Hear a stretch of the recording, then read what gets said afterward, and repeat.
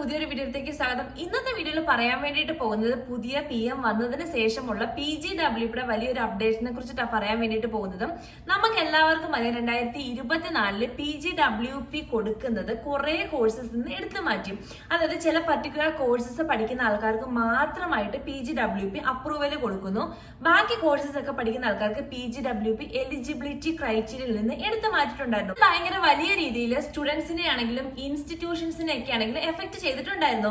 അപ്പൊ ഇത് still continue ആയിക്കൊണ്ടേ ഇരിക്കുന്ന സിറ്റുവേഷൻ ആയിരുന്നു. പക്ഷെ ഇപ്പം 2025 മാർച്ചില് ഈ ഒരു PGWയുടെ റെസ്ട്രിക്ഷൻസ് അവരെ എടുത്തു മാറ്റിയിട്ടുണ്ട്. അതായത് എല്ലാ കോഴ്സസും പഠിക്കുന്ന ആൾക്കാർക്ക് PGWP അപ്രൂവൽ കൊടുക്കും എന്നാണ് ഇവരിപ്പോ പറഞ്ഞേക്കുന്നത്. നിങ്ങൾക്ക് ഓൾറെഡി അറിയാം, ഇപ്പം 1 വർഷത്തെ കോഴ്സ് എടുക്കുന്ന ആൾക്കാർക്കാണെങ്കിൽ 2 വർഷത്തെ PGWP കിട്ടും, 2 വർഷം എടുക്കുന്ന ആൾക്കാർക്കാണെങ്കിൽ 3 വർഷത്തെ PGWP കിട്ടും. ഈ ഒരു PGWPയുടെ ടൈമിലാണ് നമുക്ക് കനേഡിയൻ വർക്ക് എക്സ്പീരിയൻസ് ഗെയിൻ ചെയ്യാൻ വേണ്ടിയിട്ട് പറ്റുകയും PR-നകത്ത് ഡയറക്റ്റ് ആയിട്ട് നമുക്ക് അപ്ലൈ ചെയ്യാൻ വേണ്ടിയിട്ട് പറ്റും. അതായത് കനേഡിയൻ എക്സ്പീരിയൻസ് ക്ലാസ്സിൽ നമുക്ക് ഡയറക്റ്റ് ആയിട്ട് PR സബ്മിറ്റ് ചെയ്യാൻ വേണ്ടിയിട്ട് പറ്റും. അതിനുള്ള സ്റ്റുഡൻസിനുള്ള ഏറ്റവും വലിയ ഒരു അപ്രൂവൽ ഡോക്യുമെന്റ് എന്ന് പറയുന്നത് PGWP എന്ന് പറയുന്നത്. മാത്രമല്ല ഇപ്പൊ പുതിയ PM ഇവിടുത്തെ എക്കണോമിക് സിസ്റ്റം ഗ്രോ ചെയ്യിപ്പിക്കാൻ വേണ്ടിയിട്ടും ഇവിടെയുള്ള ടെമ്പററി റെസിഡൻസിന്റെ എണ്ണം കുറച്ചിട്ട് അത് PR കിട്ടുന്ന, അതായത് പെർമനന്റ് റെസിഡൻസിയിലേക്ക് കൂട്ടാൻ വേണ്ടിയിട്ടുള്ള ബാക്കിയുള്ള പുതിയ PR പാത്വേസ് ഒക്കെ ഇൻട്രൊഡ്യൂസ് ചെയ്യും.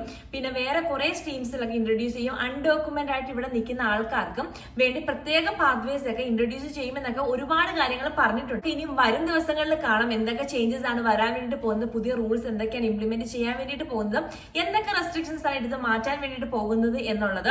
അപ്പൊ ഇതിനകത്തെ കുറിച്ച് പറയുകയാണെങ്കിൽ PGWP എടുത്തു മാറ്റുന്ന കാര്യം പറയുവാണെങ്കിൽ 2024 ഈ ഒരു PGWP റെസ്ട്രിക്ഷൻസ് വെച്ച സമയത്ത് ഒരുപാട് ഇഷ്യൂസ് ഉണ്ടായി. ഐ മീൻ ഈ സ്റ്റുഡൻസ് ഒരുപാട് ആൾക്കാരും ഈ ഒരു PGWP അപ്രൂവൽ കൊടുക്കാത്ത കോഴ്സസിൽ പഠിക്കുന്നുണ്ടായി. അപ്പൊ അവർക്ക് PGWP കിട്ടാതിരിക്കുമ്പോഴത്തെ അവർ ഹോം കൺട്രിയിലേക്ക് റിട്ടേൺ പോകേണ്ട സിറ്റുവേഷൻസ് ഒക്കെ വന്നിട്ടുണ്ട്. അത് മാത്രമല്ല ഇങ്ങനെ റെസ്ട്രിക്ഷൻസ് വന്ന സമയത്ത് ഇവർ കുറച്ച് പർട്ടിക്കുലർ കോഴ്സസിന് വേണ്ടിയിട്ട് മാത്രമാക്കി PGWP അപ്രൂവൽ കൊടുക്കുന്നത്. അതായത് അതൊക്കെ എന്ന് പറഞ്ഞു കഴിഞ്ഞാൽ ഇവിടെ കാനഡയിൽ ഡിമാൻഡിങ് ഫീൽഡിലുള്ളതാണ്. പല പല പ്രൊവിൻസിലെ ഈ ഒരു പർട്ടിക്കുലർ ഫീൽഡിൽ ഒരുപാട് ആൾക്കാരെ ആവശ്യമുണ്ട്. അങ്ങനെയൊക്കെ കേസസ് വരുന്നതാണ്. ഇപ്പൊ ഹെൽത്ത് കെയർ ആണെങ്കിലും ട്രാൻസ്പോർട്ടേഷൻ ആണെങ്കിലും STEM കാറ്റഗറി ആണെങ്കിലും ബാക്കിയുള്ള ഒരുപാട് ഫീൽഡിനാണ് ഇവർ PGWP അപ്രൂവൽ ഇനി കൊടുക്കും. അതായത് ഈ റിലേറ്റഡ് ആയിട്ട് ഉള്ള ഫീൽഡിലുള്ള കോഴ്സ് പഠിച്ച ആൾക്കാർക്ക് മാത്രമേ PGWP അപ്രൂവൽ കൊടുക്കൂ എന്നാണ് ഇവർ പറഞ്ഞത്. ഇതൊഴിച്ച് ബാക്കി കുറച്ച് ഫീൽഡൊക്കെ ഇവർ പറയുന്നുണ്ട്. ആ ഫീൽഡിൽ പഠിച്ചിട്ടുള്ള ആൾക്കാർക്ക് PGWP അപ്രൂവൽ കൊടുക്കില്ല എന്നാണ് പറഞ്ഞത്. അപ്പൊ ഇങ്ങനെ ഒരു റൂള് വന്നപ്പം എന്താണ് സംഭവിച്ചതെന്ന് പറഞ്ഞു കഴിഞ്ഞാല് പല കോളേജസിനും ഈ ഒരു ഫീൽഡിലേക്ക്, അതായത് പല കോളേജസിനും ഈ ഒരു കോഴ്സിലേക്കും സ്റ്റുഡൻസ് എൻറോൾ ചെയ്യാതെ ആയി. ഇവര് അപ്രൂവൽ PGWP കൊടുക്കുന്ന കോഴ്സസ് ഉള്ള കോളേജിലേക്ക് മാത്രം ഒരുപാട് എൻട്രീസ് പോകാൻ വേണ്ടിയിട്ട് തുടങ്ങി. അപ്പൊ ഇപ്പുറത്തെ കോളേജസിലേക്ക് കുട്ടികൾ വരാതിരുന്നപ്പോഴത്തേന് അവരുടെ ഫൈനാൻഷ്യൽ സിറ്റുവേഷൻ ഭയങ്കര മോശമായി. ഒരുപാട് ടീച്ചേഴ്സിനെ അവര് ലേ ഓഫ് ചെയ്യുന്ന സിറ്റുവേഷനിലേക്ക് വന്നു.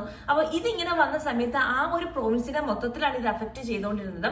അപ്പം ഇത് ഒരുപാട് ഇൻസ്റ്റിറ്റ്യൂഷൻസ് ഈ ഒരു ഇമിഗ്രേഷൻ ഡിപ്പാർട്ട്മെന്റിൽ ഇതിനെക്കുറിച്ച് ചർച്ചകൾ നടത്തുകയും പിന്നെ ഒരുപാട് സ്റ്റുഡൻസിന്റെ കൺസേണും അങ്ങനെയുള്ള ഒരു പുറത്തുനിന്നുള്ള ഒരുപാട് അഭിപ്രായങ്ങളുടെ ഫലമായിട്ടാണ് ഇപ്പം ഈ 2025 ഈ ഒരു മാർച്ചിൽ ഇവര് ഈ ഒരു PGWയുടെ റെസ്ട്രിക്ഷൻസ് എടുത്ത് മാറ്റിയിരിക്കുന്നത്. ഐ മീൻ അത് പറയുകയാണെങ്കിൽ എല്ലാ കോഴ്സസിനും ഇനി PGWP അപ്രൂവൽ കൊടുക്കും. നേരത്തെ പോലെ തന്നെ ഈ ഒരു റെസ്ട്രിക്ഷൻസ് വരുന്നതിന് മുമ്പ് തന്നെ കൊടുത്തത് മാതിരി തന്നെ ഇപ്പൊ നിങ്ങൾ എത്ര കോഴ്സാണോ പഠിക്കുന്നത്, എത്ര വർഷത്തെ കോഴ്സാണോ പഠിക്കുന്നത് അതനുസരിച്ചിട്ട് PGWP അപ്രൂവൽ കൊടുക്കും എന്നാണ് ഇവർ പറയുന്നത്. കാരണം ഇവിടെ ഇന്റർനാഷണൽ സ്റ്റുഡന്റ് ആയിട്ട് വന്നതിന് ശേഷം PR-ലേക്ക് ഉള്ള ഒരു നെക്സ്റ്റ് സ്റ്റെപ്പ് ആണ് ഈ ഒരു PGWP ടൈമിൽ നമ്മൾ കണ്ടുപിടിക്കുന്ന ജോലിയാണെങ്കിലും ആ ഒരു ജോലി വെച്ചിട്ട് ചില ആൾക്കാർ ഡയറക്റ്റ് PR-ന്റെ കനേഡിയൻ എക്സ്പീരിയൻസ് ക്ലാസ്സിൽ ആപ്ലിക്കേഷൻ സബ്മിറ്റ് ചെയ്യാറുണ്ട്.